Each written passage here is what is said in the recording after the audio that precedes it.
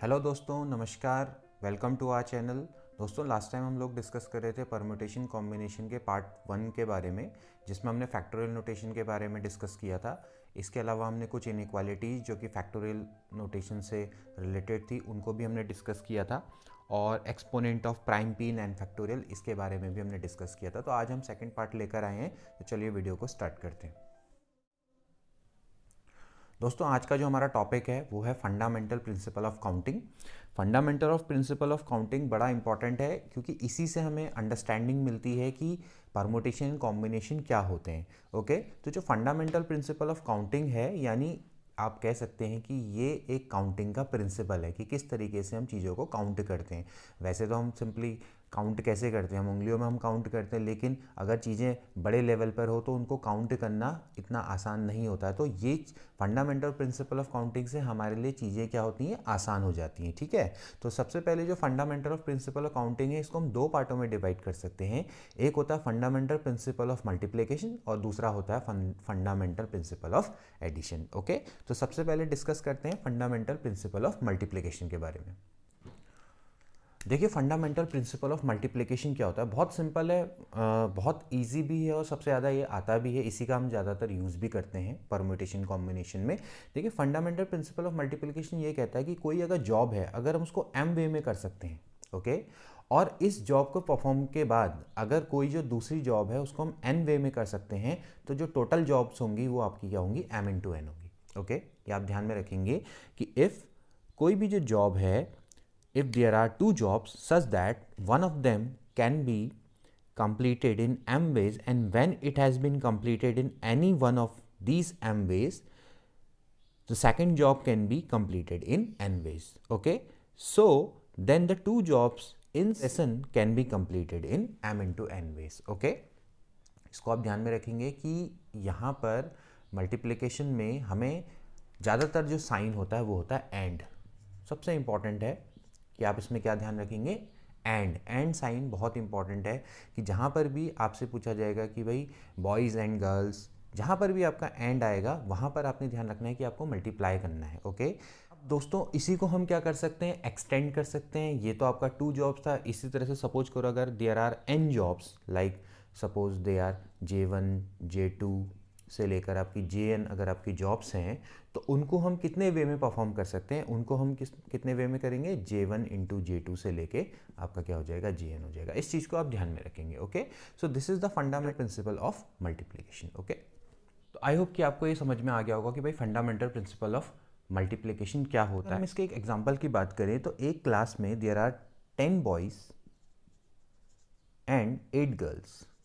Okay, 10 boys and 8 girls are there, and the teacher want to select a boy and a girl to represent the class in a function. In how many way can the teacher make this selection? बहुत simple सा question है। देखिए, यहाँ पर आपके 10 boys हैं और 8 girls हैं। ओके, तो यहाँ पर आपकी दो जॉब्स हैं। एक तो सबसे पहले हमें क्या करना है, टीचर को क्या चुनना है, 10 बॉयज़ में से कोई भी एक बॉय को चुनना है। इसी तरह से उसके पास कितनी गर्ल्स हैं, 8 गर्ल्स हैं, तो उसको यानी उसके पास भी फिर जो सेकंड जॉब है, सेकंड जॉब आपकी क्या है, 8 गर्ल्स में से एक गर्ल्स को चुनना है। तो आप अगर देखें तो 10 बॉयज़ में से एक बॉयज़ को चुनने के कितने वे होंगे आपके, डेफिनेटली 10 होंगे।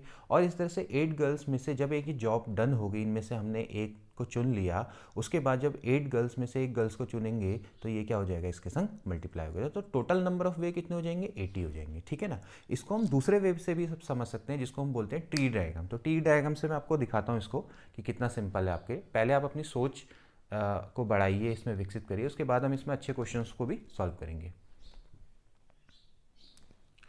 तो अगर हम इसको देखें तो देयर आर, सपोज करो जो टीचर है, टीचर को सबसे पहले 10 बॉयज़ को चुनना है, तो उसके पास बॉय 1, बॉय 2, बॉय 3 से up to so on boy 4 को भी चुन सकता है, और इसी तरीके से लास्ट में अप टू सो ऑन वो किसको चुनेगा, बॉय 10 को चुनेगा। ओके, तो एक्चुअली उसके पास जो चॉइस है वो 10 बॉयज़ की चॉइस है। ओके, तो पहली जॉब तो हो गई डन। अब सपोज करो बॉय 1 को चुनता है, तो उसके बाद वो क्या करेगा, गर्ल को चुनेगा। तो गर्ल्स कितनी है, G1 G2 से लेकर आपकी कितनी है, G8 तक। Okay, the same is to be done with B2। B2 के बाद वो क्या करेगा, अगर बॉय 2 को चुन लिया तो उसके पास गर्ल्स को G1 G2 से लेकर आपके कितनी हो जाएंगी G8, और यही प्रोसेस इसमें चलती रहेगी। तो अगर आप टाइग्राम को अगर आप कैलकुलेट करेंगे यहाँ पर से, ये हो जाएगा G1 G2 से लेकर आपका कितना हो गया G8। ओके, तो अगर आप इसको काउंट करेंगे, तो अगर आप इसको काउंट करें तो इसकी जो वैल्यू है वो आपकी कितनी है 80 है।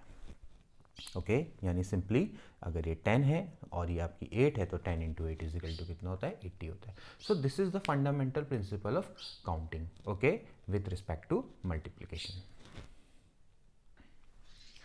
ओके, जो नेक्स्ट प्रिंसिपल है दोस्तों वो है fundamental principle of counting with respect to addition. अब यहाँ पर थोड़ा सा इसको आप समझने की जरूरत है कि अगर सपोज करो we have 2 jobs, okay, and if those 2 jobs can be perform independently. Independently का मतलब है कि एक जॉब दूसरे जॉब पे डिपेंड नहीं करती, यहाँ पर डिपेंडेंसी थी, ओके, इसलिए यहाँ पर डिपेंडेंसी थी, तो यहाँ पर क्या हुआ, मल्टीप्लाई हुआ। तो यहाँ पर आपको ये चीज़ को ध्यान में रखना है कि if there are 2 jobs such that they can be perform independently in suppose n ways, suppose करो, फिर वही हम लिख लेते हैं कि भाई एक के m वेज हैं और दूसरे के n वेज हैं, ओके। तो यहाँ पर ये हो जाएगा then either of the 2 jobs can be perform in m plus n way. Either of the 2 job, यहाँ पर आइदर आ गया, देखो यहाँ पर क्या था, एंड था, तो यहाँ पर क्या आएगा आइदर, या फिर हम क्या लिख लेते हैं और। तो अगर हमें एडिशन करना है तो हमें सिंपल सा हमें पता लग गया कि भाई वहाँ पर क्या होगा, और होगा, ठीक है ना।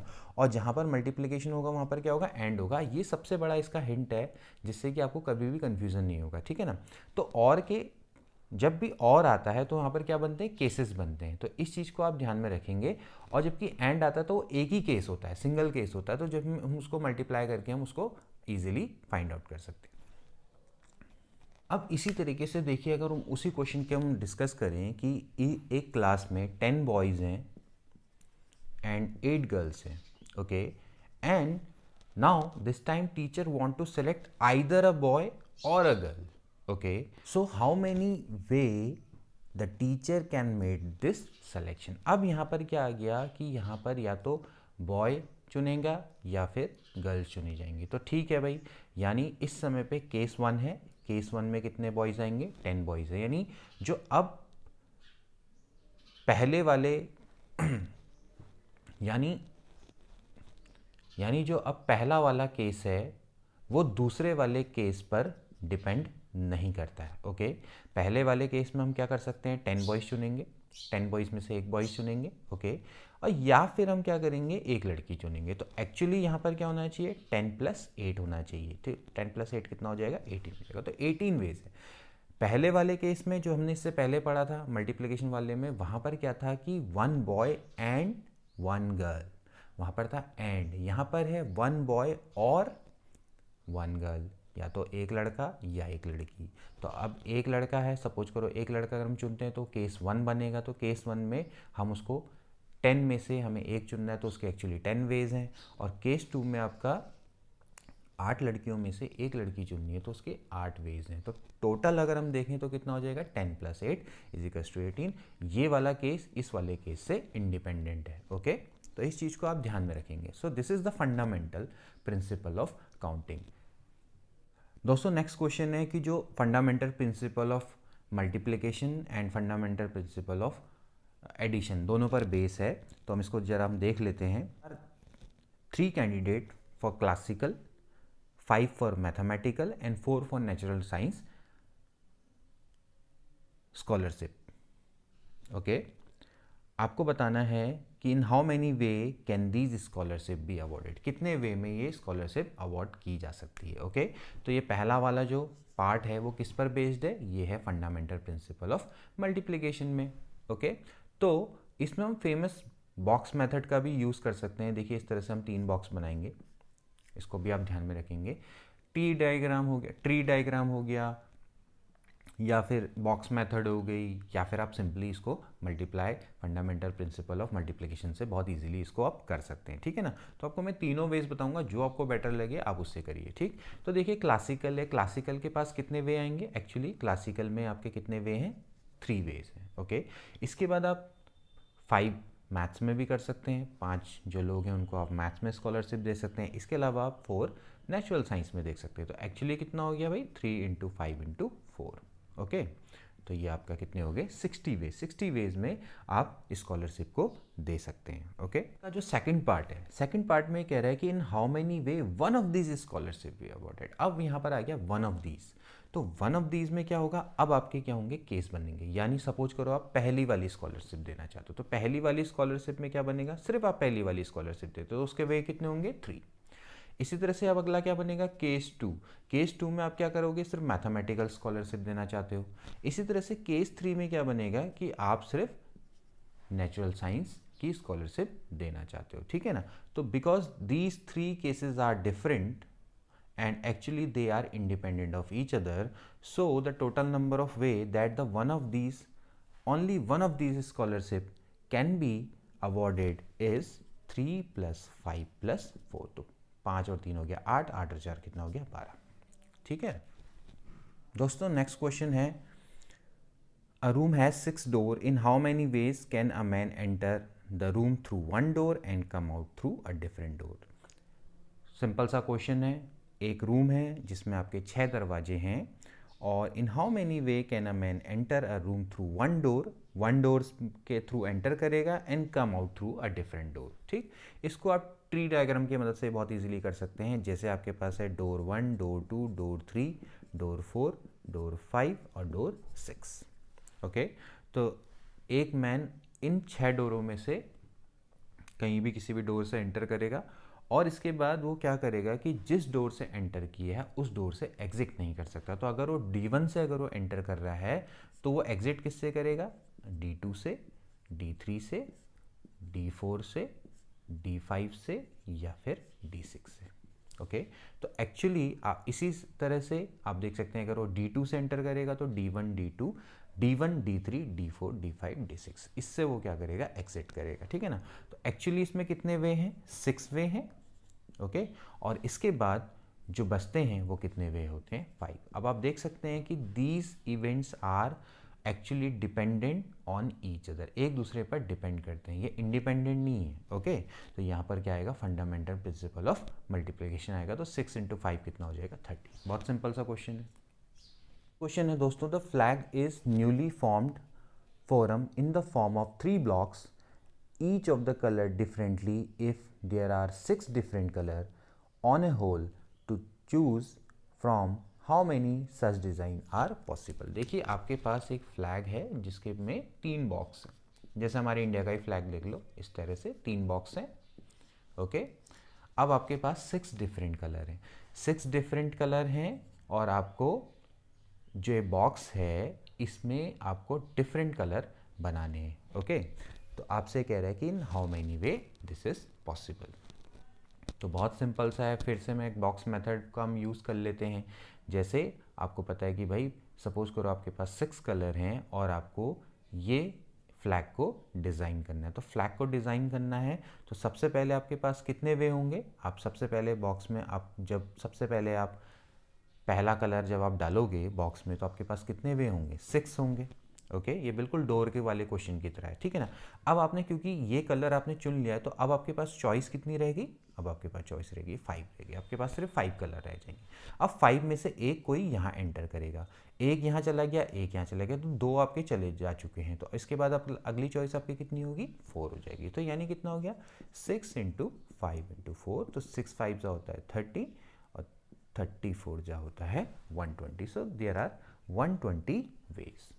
नेक्स्ट क्वेश्चन है दोस्तों, how many words of 3 distinct letter of English alphabet are there. आपको बताना है कि how many words of 3 distinct letter of English alphabet. तो फिर से आप क्या बताओ, कितने वर्ड आपको चाहिए, 3। तो फिर से बनाइए बॉक्स। ओके, आपसे कह रहा है कि how many words are there of 3 distinct letter. तो 3 डिस्टिंक्ट लेटर होने चाहिए, यानी ऑल लेटर्स आपके अलग अलग होने चाहिए। ठीक है ना, तो आपको पता है कि भाई इंग्लिश में कितने लेटर होते हैं, एक्चुअली होते हैं 26। ओके, तो जब पहले बॉक्स को जब हम भरेंगे तो उसके पास कितनी चॉइस रहेंगी, 26। अब 26 में से एक तो यहाँ चला गया तो फिर अगले पे कितनी रह जाएगी चॉइस, 25, क्योंकि यहाँ पर कह रहा है डिस्टिंक्ट तीनों के तीनों क्या होने चाहिए, अलग होने चाहिए, ठीक है ना। और फिर एक यहाँ चला गया तो इसके बाद कितनी चॉइस होंगी, 24। ओके, तो टोटल जो चॉइस होगी वो कितनी हो जाएगी, 26 इंटू 25 इंटू 24, बिकॉज ये तीनों के तीनों एक साथ आपके म्यूचुअली डिपेंडेंट है, तो यहाँ पर डिफरेंट केस बनने की तो बात ही नहीं होती, ठीक।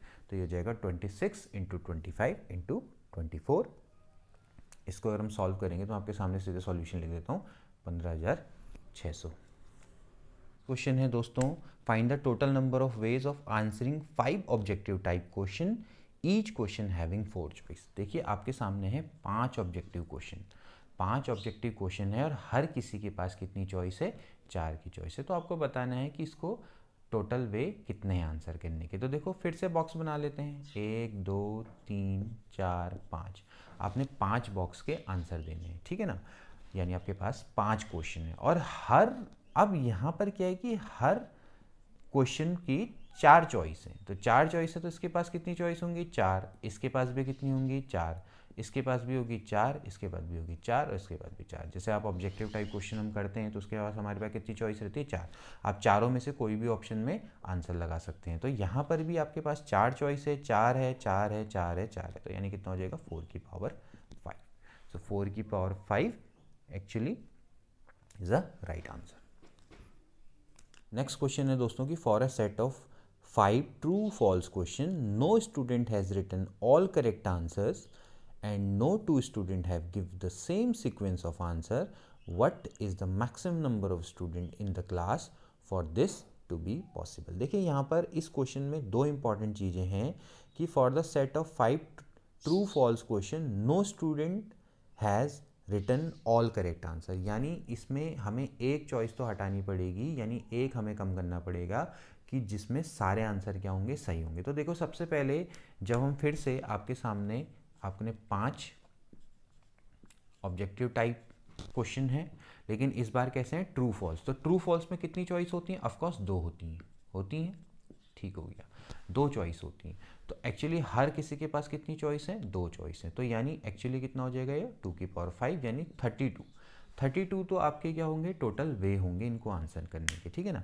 अब सबसे इंपॉर्टेंट फैक्ट क्या है, वो ये कह रहा है कि किसी ने भी सारे ऑब्जेक्टिव क्वेश्चन का आंसर सही नहीं दिया। तो इसमें एक ऑप्शन एक ऐसा होगा कि जिसमें हम कह सकते हैं कि इसमें एक ऐसा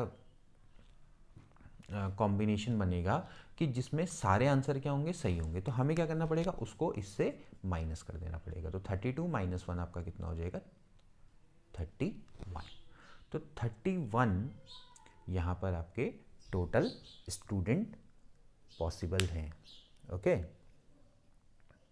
so the maximum number of student in the class will be 31। और यहाँ पर साथ में इसका आपको ये भी दे रखा है कि किसी भी स्टूडेंट ने एक सीक्वेंस को रिपीट नहीं किया है, यानी सेम सीक्वेंस में आंसर नहीं दिए हैं। कि ऐसा नहीं होगा कि भाई 2 स्टूडेंट के सेम हो गए, कि भाई जैसे सपोज करो एक स्टूडेंट ने लिखा यहाँ पर true true false false false, तो एक दूसरा स्टूडेंट है उसका भी ऐसा नहीं हुआ है। तो यहाँ पर सिंपल है कि 2 की पावर 5 इज इक्वल्स टू 32 और 32 माइनस 1, क्योंकि इसमें 32 माइनस 1 हमने क्यों किया, क्योंकि वहाँ पर पहले ही क्वेश्चन में लिखा हुआ है कि कोई किसी भी स्टूडेंट ने सारे आंसर सही नहीं दिए, ओके। दोस्तों अब आते हैं कुछ डिजिट वाले क्वेश्चन की ओर, जो कि सबसे ज़्यादा एग्जाम में आते भी हैं, और इसको भी आप देख लीजिए। How many 3 digit number can be form without using digit 0 2 3 4 5 6। अब यहाँ पर एक क्वेश्चन थोड़ा अलग है, क्वेश्चन उल्टा दे रखा है। क्वेश्चन में ये दे रखा है कि भाई how many 3 digit number can be form without using, आपने ये डिजिट को यूज ही नहीं करना। अब तो बचे क्या, बचे ये 1 7 8 9, यानी आपने 3 डिजिट नंबर बनाना है यूजिंग दीज 4 डिजिट। तो आप बनाइए, देखो फिर से क्या बनाओ, बॉक्स बनाओ, ठीक है। अब आपको 3 डिजिट नंबर बनाना है, तो 3 डिजिट नंबर में अब आपको ये नहीं कह रखा है कि डिफरेंट है, यानी डिजिट कैन बी रिपीटेड। तो आपके पास पहले बॉक्स पे कितनी चॉइस रहेंगी, 4, ओके। अब ऐसा नहीं है कि डिस्टिंक्ट है, डिस्टिंक्ट तो है नहीं, आपसे कह रखा है कि भाई ऑल जितने डिजिट नंबर बन सकते हैं, जितने 3 डिजिट बन सकते हैं यूजिंग दीज डिजिट, आप उसको बना लो। तो यहाँ पर अगले पे भी कितनी चॉइस रहेगी, 4, और अगले पे भी कितनी चॉइस रहेंगी, 4। तो यानी आपका कितना हो गया, 4 की पावर 3 इज इक्वल टू 64। अगर आपको यहाँ पर दिया होता कि how many different 3 digit number using these digit that all digits are distinct, तो देन आप क्या करते, तब आप इस तरह से करते। पहले पे कितनी चॉइस रहती, 4, तो एक यहाँ चला गया, तो अगले पे 3, अगले पे 2, तो 4 3 12, 12 दूनी 24, तो 24 नंबर ऐसे होते जिनमें आपकी डिजिट्स होती वो सारी की सारी डिस्टिंक्ट होती। ओके, नेक्स्ट क्वेश्चन है दोस्तों कि how many digits are between 100 and 1000 in which all the digit are distinct. देखिए अब वही क्वेश्चन आ गया है निकल के, 100 and 1000 में के बीच में कितने नंबर ऐसे होंगे जिनकी ऑल डिजिट्स आपकी क्या होंगे, डिस्टिंक्ट होंगे। अब 100 and 1000 के बीच में कौन से नंबर आते हैं, 3 डिजिट नंबर आते हैं, ये तो सभी को पता है, ठीक है ना। अब आप ये बताइए, अब यहाँ पर आपको डिजिट नहीं दे रही कि आपको डिजिट नहीं, अब आपको टोटल आपके पास सारी चॉइस है, तो आपको पता है भाई कितनी डिजिट होती हैं, टोटल 10 डिजिट होती हैं। कौन कौन सी, 0 1 2 3 4 5 6 7 8 9, तो 10 आपके पास क्या है, डिजिट है, ठीक। अब आपको कितना बनाना है, 3 डिजिट का नंबर बनाना है, तो 3 डिजिट में सबसे पहले देखिए, सबसे पहला बॉक्स है, पहले बॉक्स में आप सारी डिजिट ले सकते हैं एक्सेप्ट 0, आप 0 नहीं ले सकते, क्योंकि अगर आप 0 यहाँ पर रख देंगे तो 0, सपोज करो ये 0 आ गया, तो ये 3 डिजिट का नंबर नहीं रह जाएगा। तो आपके पास पहले वाले में एक रिस्ट्रिक्शन है कि पहले बॉक्स में आप 0 नहीं ले सकते, तो अगर आप 0 नहीं ले सकते तो पहले वाले बॉक्स में कितनी चॉइस है, एक्चुअली 9 चॉइस है, 10 में से कितनी चॉइस है, 9। Okay, now come to the next box. Next box में क्योंकि आपके 10 में से एक डिजिट यहाँ चले गई, आपने 10 में से एक यहाँ पे ले चले गई, तो आपके पास अगले बॉक्स में कितनी चॉइस बची, 9। फिर इसी तरह से आपकी यहाँ पर 9 थी, तो अब यहाँ पर कितनी चॉइस बची, 8, क्योंकि 10 में से 2 डिजिट यहाँ चले गई। क्योंकि आपसे कह रहा है कि how many digits can be form between 100 and 1000 with all digit distinct, तो यहाँ पर हो जाएगा 9 × 9 × 8, दैट इज 648। ओके, अगर ये क्वेश्चन ऐसा होता कि how many digit between 100 and 1000 can be formed, okay, तो यहाँ पर आप सीधे सीधे करते, इस पे चॉइस तो फिर भी 9 रहती, इस पे रहती 10, और इस पे क्या होती 10। ओके, सो ये हो जाता आपका 900। क्वेश्चन है दोस्तों, how many 3 digit number more than 600, how many digit can be formed by using 2 3 4 6 7। Question ये कह रहा है कि how many 3 digit numbers more than 600 can be form by using the digit 2 3 4 6 7। आपको 3 डिजिट नंबर बनाना है जिसकी वैल्यू आपकी क्या होगी, 600 से बड़ी होगी, आपने इन डिजिट का यूज़ करना है, ठीक है। तो अब आप देख सकते हैं कि आपके पास हैं 1 2 3 4 5 तो आपके पास हैं नंबर्स, लेकिन आप यहाँ पर देख सकते हैं कि आपको 600 से बड़ा नंबर बनाना है। इसका मतलब आपके पास पहले बॉक्स में आप 2 नहीं ले सकते, 3 नहीं ले सकते, 4 नहीं ले सकते, तो आपके पास 2 चॉइस हैं, 600 से बड़ी वाली, या तो आपके 6 या फिर 7, तो आपके पास कितनी चॉइस है, 2 चॉइस है। ओके, अब इसके बाद 1 2, अब आप इसके बाद कोई भी इसमें नंबर रख सकते हैं, तो इसके बाद कोई भी जो नंबर होंगे वो क्या क्या होंगे, 1 2 3 4 5, तो आपके पास 5 चॉइस है, और यहाँ पर भी आपके पास क्या है, 5 चॉइस है। क्योंकि यहाँ पर आपको ऐसा कुछ नहीं दे रखा कि रिपीटेशन इज अलाउड और नॉट अलाउड, यहाँ पर कुछ नहीं दे रखा, इसका मतलब है कि रिपीटेशन भी अलाउड हो सकता है। तो कितने वेज होंगे, टोटल 50 वेज होंगे जिसमें आप इसको बना सकते हैं, ठीक है ना। क्वेश्चन है दोस्तों, how many number divisible by 5, how many number divisible by 5 and line between 4000 and 5000 can be formed from the digit 4 5 6 7 8।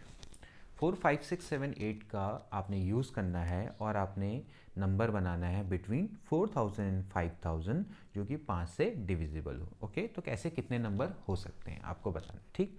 तो आप देख सकते हैं भाई 4000 एंड 5000, आपको इसके बीच में जो नंबर होंगे वो 4 डिजिट के नंबर होंगे, ठीक है।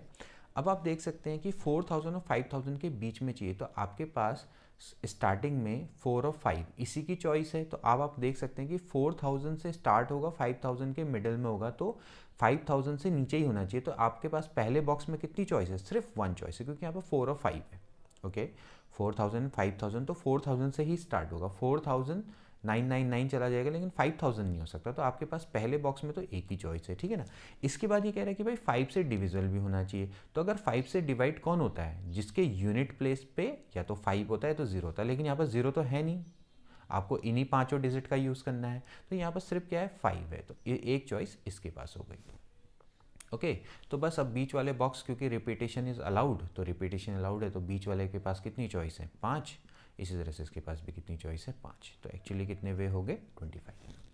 इसी तरह से नेक्स्ट क्वेश्चन है दोस्तों, how many numbers greater than 1000 but not greater than 4000।